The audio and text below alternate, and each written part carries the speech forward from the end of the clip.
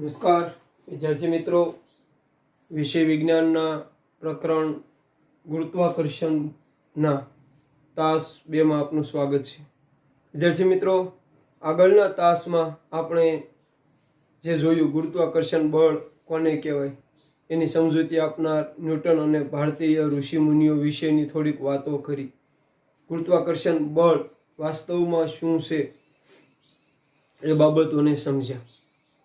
વિશ્વનો દળ ધરાવતો પ્રત્યેક પદાર્થ બીજા પદાર્થને પોતાના તરફ આકર્ષે છે. આ આકર્ષણ બળને ગુરુત્વાકર્ષણ બળ કહેવામાં આવે છે. તો એના આધારે તમે એવું સમજ્યા કદાચ કે ભાઈ ઝાડ પરથી કોઈ ફળ પડે કે ફ્રી ફોલ મુક્ત પતન કરતો કોઈ પદાર્થ હોય, એ શા કારણે નીચે તરફ આવે છે. કોઈ પણ પદાર્થને આપણે આમ ગતિ કરાવીએ તો એ શા કારણે નીચે તરફ આવે છે એ બાબત આપણે જોઈ શીખ્યા. હવે આગળ વિજ્ઞાન છે એ એનું ગાણિતિક સ્વરૂપ પણ સ્વીકારે છે અને ગાણિતિક સ્વરૂપના આધારે એ તમને એટલી પરફેક્ટ માહિતી આપવા ઈચ્છે છે કે આ વસ્તુ આમ થાય અને એટલા માટે એનું ગાણિતિક સ્વરૂપ આપવું પડે. તો ગુરુત્વાકર્ષણને લઈને આપણે આગળ હાલવું હોય તો એનો પોઈન્ટ છે આગળનો ગુરુત્વાકર્ષણનો સાર્વત્રિક નિયમ. આ આપણે જોવો પડે, ગુરુત્વાકર્ષણનો સાર્વત્રિક નિયમ. અને એ નિયમ સમજવા માટે અહીંયા એક આકૃતિ આપી છે. સોંપણી કરતાં મેં એમાં થોડાક ફેરફારો કર્યા છે, કોઈ ખાસ ફેરફાર નથી કર્યા, પણ FAB ને FB જે તમારે અગાઉ ન્યૂટનના ગતિના ત્રીજા નિયમમાં આવી ગયેલું છે, FAB ને FBA, F12 ને F21. જો અહીંયા આવા બધા ફેરફારો થોડાક રહેશે, તમારે ધ્યાન રાખવું પડશે કે આ FAB છે અને F12 કહી શકાય અને F21 કહી શકાય. એ તમે ત્યાં શીખ્યા હશો કે પદાર્થ આ પર આ દ્વારા લાગતું બળ એને આ રીતે દર્શાવાય. તો એ બાબતને આપણે અહીંયા સમજ્યા. અહીંયા ન્યૂટનના ગતિના નિયમોનો પણ ઉલ્લેખ આમ ઇનડાયરેક્ટલી ઉલ્લેખ આવે છે. તો ગુરુત્વાકર્ષણનો સાર્વત્રિક નિયમને સમજતા પહેલા આપણે થોડીક સંજ્ઞાઓ વિશે સ્પષ્ટ બનીએ, જે આમાં આપી છે. હું અહીં લખું છું, તમે ધ્યાન આપજો કે ભાઈ સૌથી પહેલા ગુરુત્વાકર્ષણ બળ, જો ગુરુત્વાકર્ષણ બળ એની સંજ્ઞા છે F. બળ માટે જે સંજ્ઞા છે એ. પછી પદાર્થનું દળ એની માટે કેપિટલ M. બીજા પદાર્થનું દળ, જોજો, બીજા પદાર્થનું દળ એની માટે સ્મોલ m. કેપિટલ દળ સ્મોલ m, કેપિટલ M. અહીં ધ્યાન રાખજો કે દળ માટે m સંજ્ઞા છે, સ્મોલ m. વાસ્તવિક તો સ્મોલ m સંજ્ઞા છે. અને જૂની સોંપણીમાં અલગ આવતું, પણ નવી સોંપણી જેમ છે એ રીતે હું તમને શીખવાડું છું. હવે ઘણી વખત પૃથ્વીનું દળ કે તો અહીંયા m ની જગ્યાએ m તો રહે, પણ અહીંયા E કરે, અર્થ. ચંદ્રનું દળ કે તો ઘણી વખત ત્યાં મૂન નો સ્મોલ m કર્યા. સૂર્યનું દળ કેવા કોઈ પણ દળ કે તો અહીંયા બતાવે.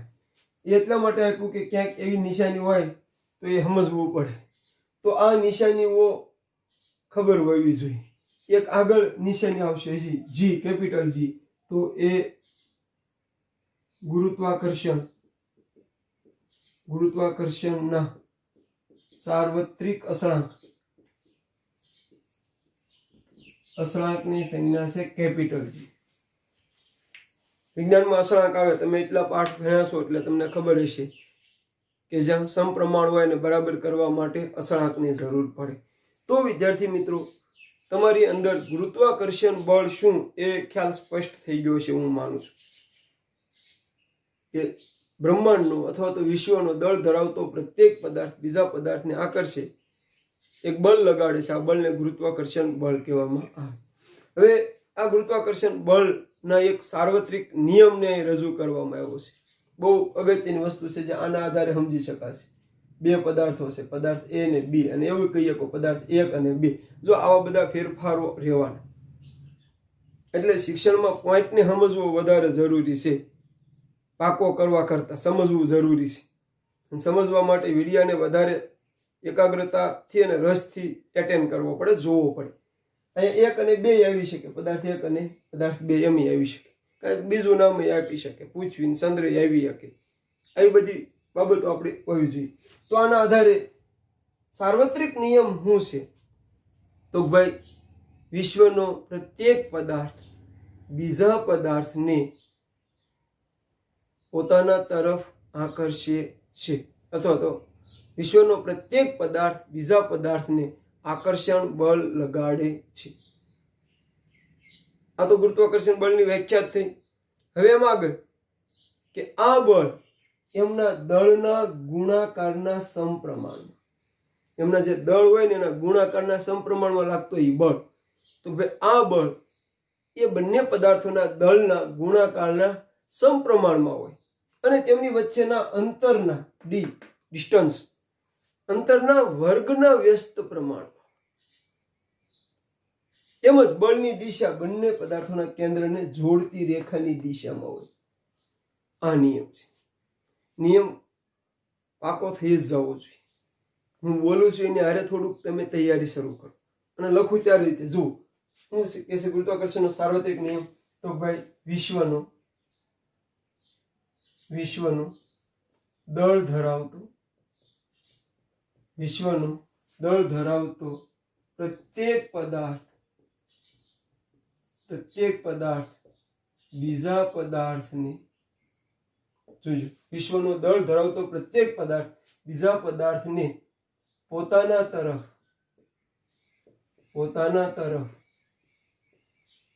આકર્ષે છે.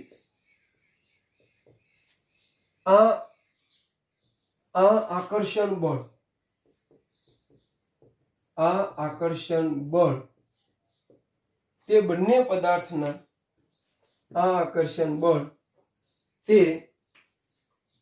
પદાર્થના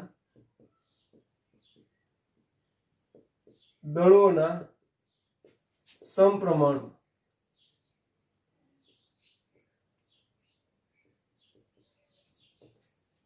હોય છે, તેમજ તેમની વચ્ચેના અંતરના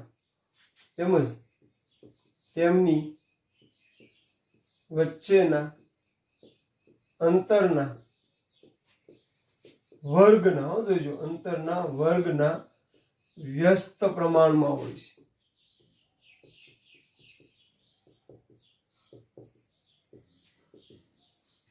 તેમજ આ બળની દિશા,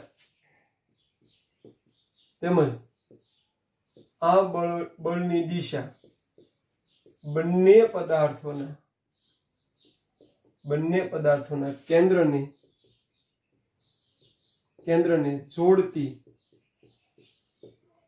રેખાની દિશામાં હોય છે. આ નિયમને ગુરુત્વાકર્ષણનો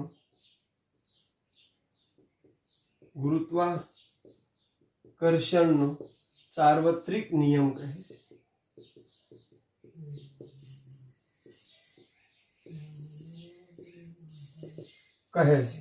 તો વિદ્યાર્થી મિત્રો, આ પોઈન્ટ સમજવા માટે આ નિયમ આવડવો ખૂબ જરૂરી છે. હવે આ નિયમ કેમ પાકો કરવો, યાદ રાખવું, સમજવું, તો એને ગોખો નહીં. સૌથી પહેલા તો એને આકૃતિના બેઝથી સમજો કે ભાઈ, વિશ્વનો દળ ધરાવતો પ્રત્યેક પદાર્થ, એ તો ગુરુત્વાકર્ષણની વ્યાખ્યા છે, બીજા પદાર્થને પોતાના તરફ આકર્ષે છે. આકર્ષણ બળ ગુરુત્વાકર્ષણ કહે છે, એ તમે શીખી ગયા છો. હવે આગળ આવીએ કે આ આકર્ષણ બળ જે આ બે વચ્ચે લાગે છે એને એમ સમજો પહેલા કે આ બે પદાર્થો એકબીજાને આકર્ષે છે. એની વચ્ચે જે આકર્ષણ બળ લાગે છે એ એના દળના ગુણાકારના સમપ્રમાણમાં. આકર્ષણ બળ F, આ જે બળ F છે આ બેના દળના ગુણાકારના સમપ્રમાણમાં હોય. એટલે શું કહેવાય? જો દળના ગુણાકારના સમપ્રમાણમાં હોય એમ કોને કહેવાય? તો આપણે લખશું પછી એને નિયમ પણ. આકર્ષણ બળ એટલે કે ભાઈ F, સમપ્રમાણમાં હોય એટલે કે એની નિશાની બંનેના દળના ગુણાકારના સમપ્રમાણમાં, એટલે આ બેનો દળનો ગુણાકાર, આ પદાર્થ એનું દળ ગુણ્યા પદાર્થ બીનું દળ.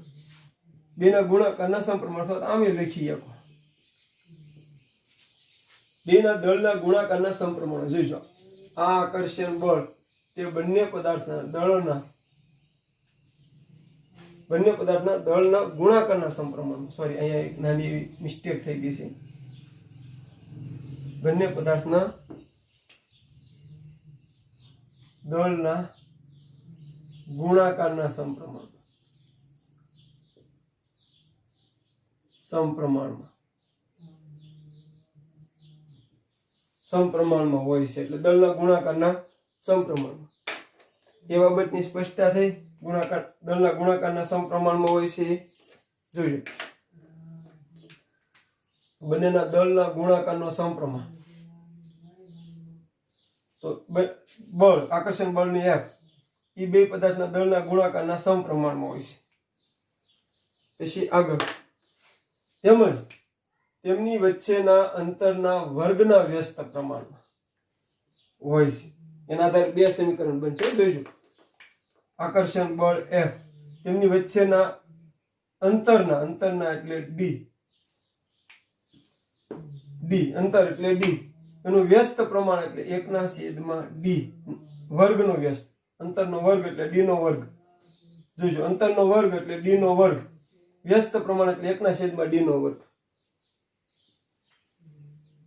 આ બળ જો આ એમ લખ્યું કે ભાઈ આકર્ષણ બળ બંનેના દળોના ગુણાકારના સમપ્રમાણમાં અને આકર્ષણ બળ અંતરના વર્ગના અંતર એટલે d નો વર્ગ ના વ્યસ્ત પ્રમાણમાં વ્યસ્ત પ્રમાણ કે 1/માં લખવું પડે તો આ રીતે એ નિયમ છે તો ફરીવાર નિયમને આના પરથી યાદ રાખો કે આ વિશ્વનો પ્રત્યેક પદાર્થ બીજા પદાર્થને પોતાના તરફ આકર્ષે છે આ આકર્ષણ બળ જે હોય ને દળના ગુણાકારના સમપ્રમાણમાં અંતરના વર્ગના વ્યસ્ત પ્રમાણમાં આ બે પોઈન્ટને પહેલા યાદ રાખી લો કે આકર્ષણ બળ બે પદાર્થના દળના ગુણાકારના સમપ્રમાણમાં અને એની વચ્ચેના અંતરના વર્ગના વ્યસ્ત પ્રમાણમાં હોય જો સમજેલો હોય તો મારે અહીં ભૂલ થઈ સામાન્ય એ સુધરી શકે ગોખેલો હોય તો એ ના ઈ રહે ને અહીંયા આમ હાલે કારણ કે મારે ગુણાકાર લખવું ભૂલાઈ ગયું હતું પણ અહીં મેં સમીકરણ બનાવ્યું તો ખબર પડે ગુણાકારના સમપ્રમાણમાં આવે એનું દળ તો એ રીતે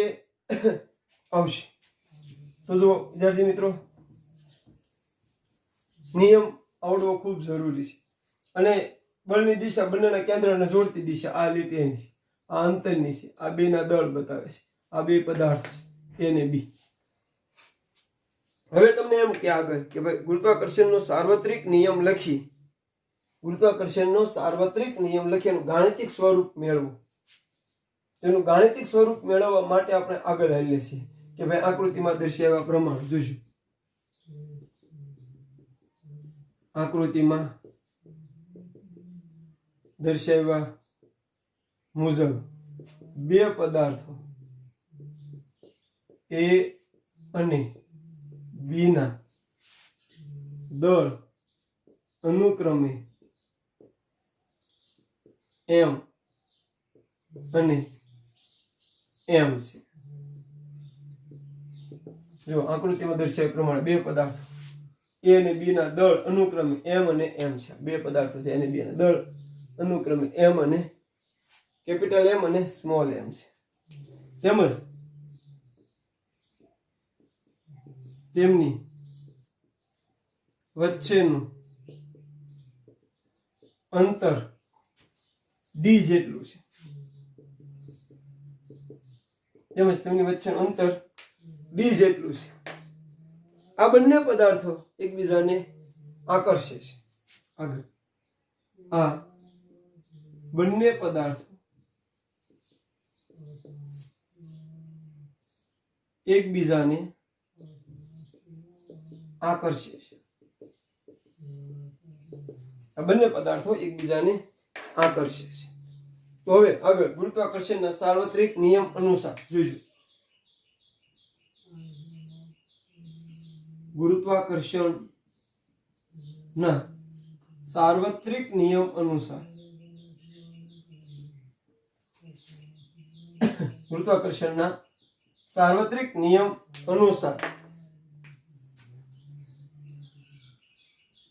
તે બંને પદાર્થો વચ્ચે લાગતું જોજો આકર્ષણ બળ, તે બંને પદાર્થો વચ્ચે લાગતું આકર્ષણ બળ તેમના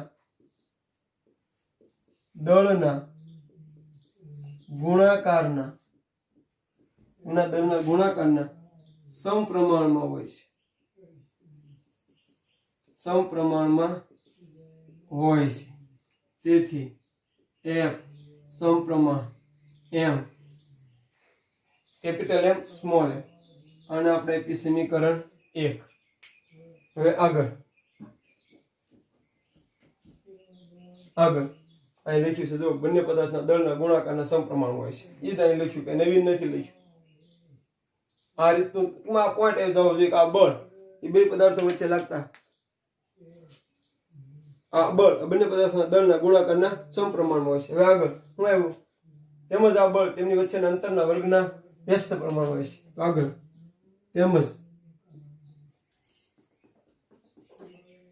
તેમજ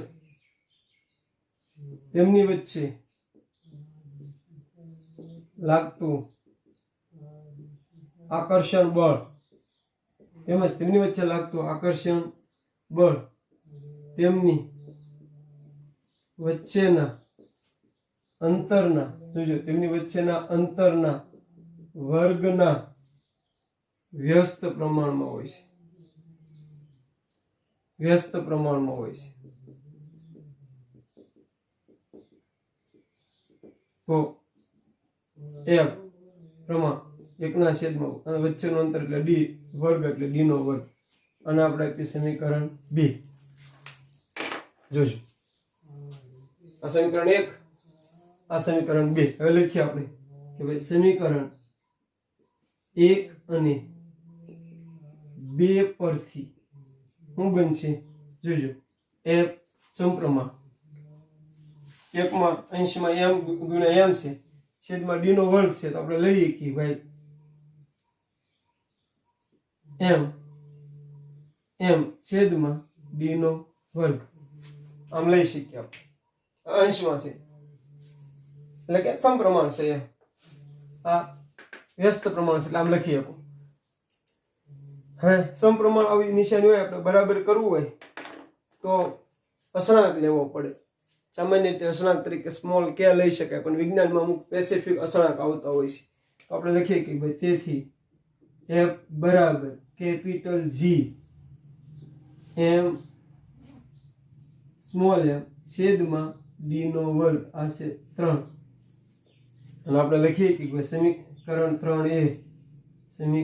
3 એ ગુરુત્વાકર્ષણના સાર્વત્રિક નિયમનું ગાણિતિક સ્વરૂપ છે. અને અહીંયા આપણે એમ પણ લખીએ અહીંયા જ્યાં G એ ગુરુત્વાકર્ષણનો સાર્વત્રિક અસળાંક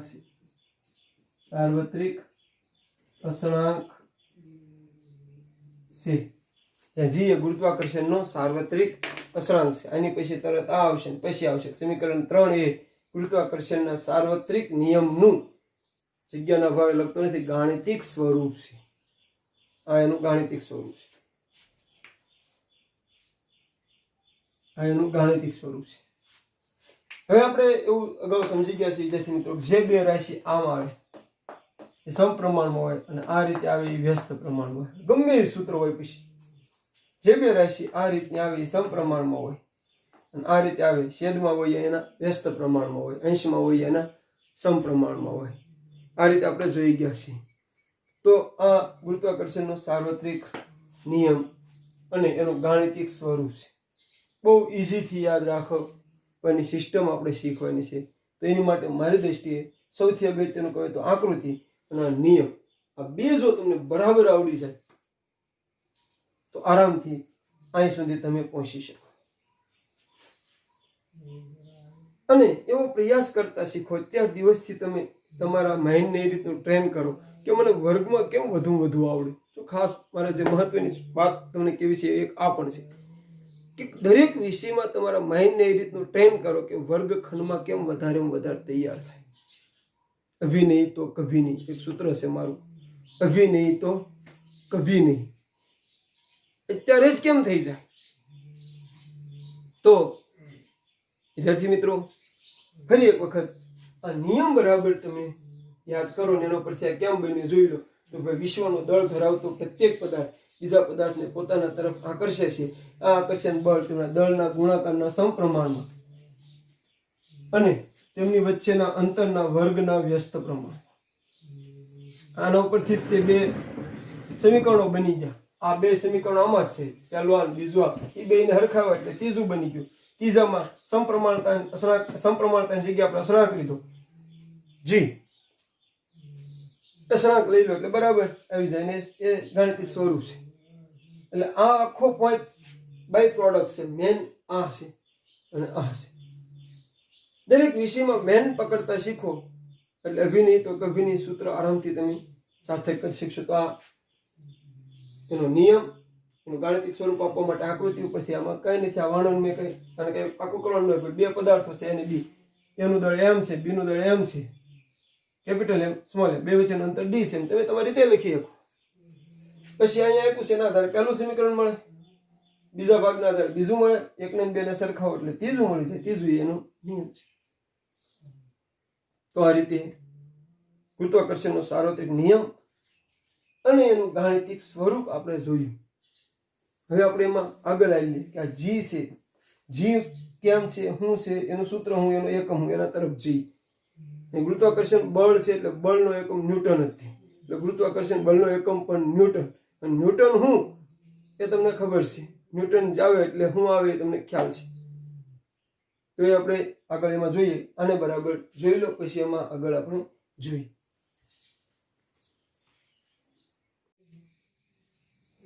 તો વિદ્યાર્થી મિત્રો, આપણે ગુરુત્વાકર્ષણનો સાર્વત્રિક નિયમ અને એનું ગાણિતિક સ્વરૂપ જોયું. ફરીવાર તમને એમ કોઈ પૂછે કે ભાઈ ગુરુત્વાકર્ષણના સાર્વત્રિક નિયમનું ગાણિતિક સ્વરૂપ જણાવો, તો એ ક્યું થશે? એફ બરાબર capital G capital M small M છેદમાં ડી નો વર્ગ. આ થશે. યાદ આવજો. એ કેમ લાવ્યા એ માટે તમને નિયમ નજર સમક્ષ તરવરવો જોઈએ અને આકૃતિ બતાવવી જોઈએ. આ બે ઉપરથી થાય તો આ બાબતને તમે જોઈ. બરાબર છે. ગુરુત્વાકર્ષણનો સાર્વત્રિક નિયમ. હવે આને અલગ અલગ રીતે પૂછી શકે. લગભગ ચોપડીમાં એક એવો કઈક બીજા પ્રશ્ન હતો, હું જોતો હતો કે પૃથ્વી કોઈ બીજા પદાર્થને આકર્ષે છે, એના સંદર્ભમાં આ લખો. તો જોજો, એના સંદર્ભમાં લખો કે પૃથ્વી બીજા પદાર્થને આકર્ષે છે, તેના સંદર્ભમાં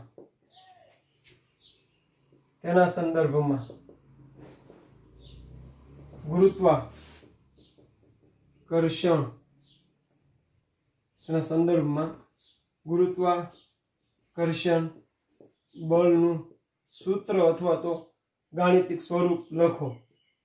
તો આપણે ગુરુત્વાકર્ષણ બળ માટે તો એફ જ છે, આ જી પણ એનો ઈ જ છે. પણ પૃથ્વીના દળને આપણે એમ ઈ અને બીજા પદાર્થનું દળ એમ છેદમાં ડી ઈ નો વર્ગ અથવા તો ડી નો વર્ગ. આ રીતે એ લખી શકાય. આવું ચંદ્રના સંદર્ભમાં પૂછે કે કોઈ બીજા સંદર્ભમાં પૂછે તો લખી શકાય. કોમન સૂત્ર તો આ છે. કોમન સૂત્ર એનું આ છે. જોઈજો આગળ આપણે જોઈએ. આગળ તો હવે આ જી શું છે? તો ભાઈ જી જે છે, જી જોજો, જી એ એમ લખ્યું હતું આપણે, પણ ફરી વાર ગુરુત્વાકર્ષણનો સાર્વત્રિક અસળાંક છે. અસળાંક શું છે? એ તમને ખબર જ છે, જેનું મૂલ્ય અસર હોય, જે કોઈ સ્થિતિમાં બદલે નહીં. એ હવે આપણે આગળ આવીએ કે આ જીનું સૂત્ર હું આગળ તમારે એવું આવશે. અત્યારે થોડુંક આપી દઉં છું કે ભાઈ કેપિટલ જી અને સ્મોલ જી નો તફાવત આવશે. તો અત્યારે કેપિટલ જી આવ્યો છે તો એના વિશે યાદ રાખી ભાઈ જી શું છે? ગુરુત્વાકર્ષણનો સાર્વત્રિક અસળાંક છે. એક મુદ્દો છે. હવે જી નું સૂત્ર કેમ બને જુઓ તો આ ત્રણે ગુણાકાર કહેવાય. જી, કેપિટલ એમ અને સ્મોલ એમ એ ત્રણે ગુણાકારમાં કહેવાય. એટલે આ સૂત્રને બીજી રીતે લખો, તમે આમ લખી શકો કે એફ બરાબર જી કેપિટલ એમ સ્મોલ એમ છેદમાં ડી નો વર્ગ, આમ લખી શકો. હવે તમે ગણિતમાં સમીકરણ પ્રકરણ જો બરાબર ભણ્યા હો તો તમને ખ્યાલ હોય કે આનો ક્રોસ ગુણાકાર ચોકડી ગુણાકારના નિયમ અનુસાર, એટલે આના ઉપરથી સમીકરણ બને. એટલે આપણે લખીએ કે ભાઈ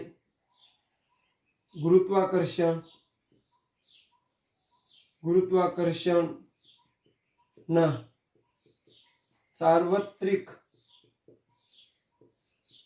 નિયમના ગાણિતિક સ્વરૂપ પરથી, આ એનું ગાણિતિક સ્વરૂપ છે, એના પરથી આ બે ગુણાકારમાં આવે તો આપણે લખીએ કે એફ ગુણ્યા ડી નો વર્ગ બરાબર જી કેપિટલ એમ સ્મોલ એમ. આમ થાય. જોજો આપણે જી નું સૂત્ર બનાવવું છે તો કઈ રીતનું બને જોજો બરાબર. એફ ગુણ્યા ડી નો વર્ગ આ બે ગુણાકારમાં થાય ચોકડી ગુણાકારના નિયમ અનુસાર. આ ત્રણે ગુણાકારમાં. હવે જી સૂત્રનો કરતા બનાવવો છે. આ જી ને આપણે સૂત્રનો કરતા બનાવવો છે તેની હારે રહેલું ગુણાકારનું પદ ક્યાં જશે? આ બાજુના છેદમાં જશે. તેથી આપણે એમ કહીએ કે ભાઈ એફ ગુણ્યા ડી નો વર્ગ છેદમાં કેપિટલ એમ સ્મોલ એમ બરાબર જી. આ એનું સૂત્ર છે. તો આપણે સામાન્ય સૂત્રનો કરતા પહેલા લખતા હોય તો જી બરાબર એફ ઇન્ટુ ડી નો વર્ગ ઇન્ટુ એટલે ગુણાકાર છેદમાં કેપિટલ એમ સ્મોલ એમ. આ એનું સૂત્ર છે. જોઈજો ગુરુત્વાકર્ષણના સાર્વત્રિક અસળાંકનું સૂત્ર છે, જી નું સૂત્ર. તો એક મુદ્દો આ કે જી એ ગુરુત્વાકર્ષણનો સાર્વત્રિક અસળાંક છે. બીજો મુદ્દો એનું કેપિટલ જી નું સૂત્ર આ છે. આ જી આવે ત્યારે એનું સૂત્ર આપણે દઈશું. હવે આગળ આવીએ એમાં કે આના ઉપરથી એકમ કેમ બને? જી નો એકમ તો એફ એટલે બળ, એનો એકમ શું છે? ન્યૂટન. જોજો એફ એટલે ગુરુત્વાકર્ષણ બળ, એનો એકમ ન્યૂટન.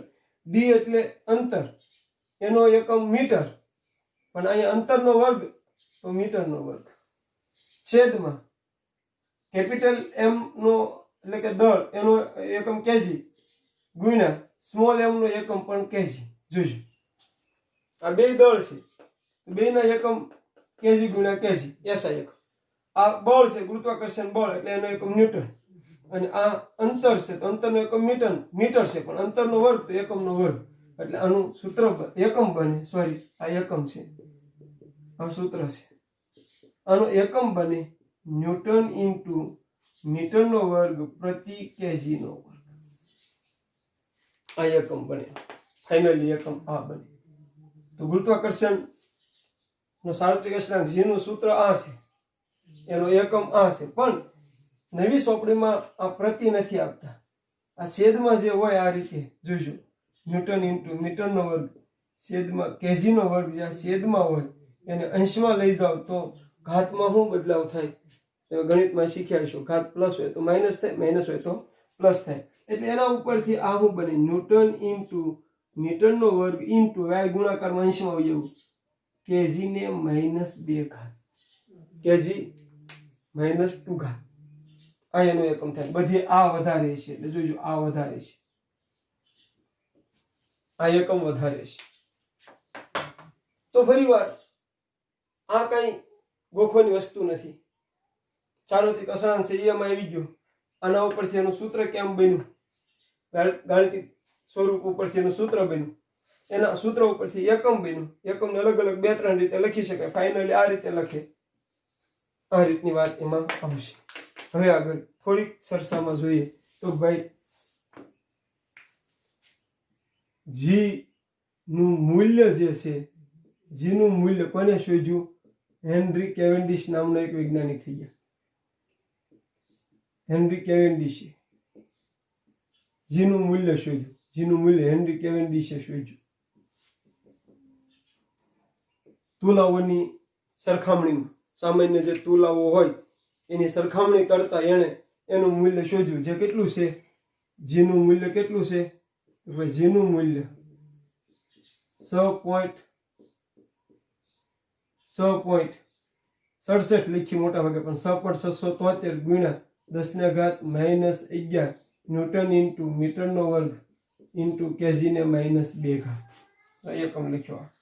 ન્યૂટન ઇન્ટુ મીટરનો વર્ગ ઇન્ટુ કેજીને -2 આ એનું મૂલ્ય છે. તો કેટલા મુદ્દા થયા? 4 મુદ્દા છે કેપિટલ જીના. એક આ, બીજું સૂત્ર, ત્રીજું આ, ચોથો મૂલ્ય. અને જી એનું મૂલ્ય અસળ છે. આગળ જોઈએ, જીનું મૂલ્ય અસળ છે કોઈ પણ સંજોગોમાં અને કોઈ પણ ગ્રહ પર. જીનું મૂલ્ય અસળ છે એટલે હું? તો ભાઈ કોઈ પણ સંજોગોમાં અને કોઈ પણ ગ્રહ પર. પૃથ્વી પર જ આ છે એવું નહીં, ગુરુ પર, મંગળ પર પણ જીનું મૂલ્ય આ જ લેવામાં આવે છે. એટલે એ અસળ છે. જ્યારે ઓલા જીનું મૂલ્ય અસળ નથી, બદલાય છે. પૃથ્વી પર અલગ હોય, પૃથ્વી પર અલગ અલગ જગ્યાએ અલગ અલગ બદલાય, પણ સામાન્ય રીતે ગ્રહના સંદર્ભમાં લો તો પૃથ્વી પર અલગ હોય, ગુરુ પર અલગ હોય, એના દળ સાથે એને સંબંધ હોય, એટલે દળ બદલાય એમ એ બદલાય છે. તો આ રીતે જી વિશેની સમજૂતી તમને આપી, કેપિટલ જી. આગળ આ તાસનું ગૃહ કાર્ય લખી અને આ તાસ આપણે અહીંયા પૂર્ણ કરશું. તો વિદ્યાર્થી મિત્રો, તાસ 2 નું ગૃહ કાર્ય અહીંયા આપ્યું છે. જે ભણ્યા છે એમાંથી છે કે ગુરુત્વાકર્ષણનો સાર્વત્રિક નિયમ લખી તેનું ગાણિતિક સ્વરૂપ મેળવો. ગુરુત્વાકર્ષણના સાર્વત્રિક અસરાંક જેનું સૂત્ર તારો તેમજ તેનું મૂલ્ય લખો. અને 8 SLP સેલ્ફ લર્નિંગ પ્રોસેસ પોતાની રીતના બનાવવાના પ્રશ્નો 8 નાના બનાવવાના. તો એ રીતે એટલી બાબત રહેશે. સારી રીતે સમજીને તૈયારી કરો એવી આશા છે.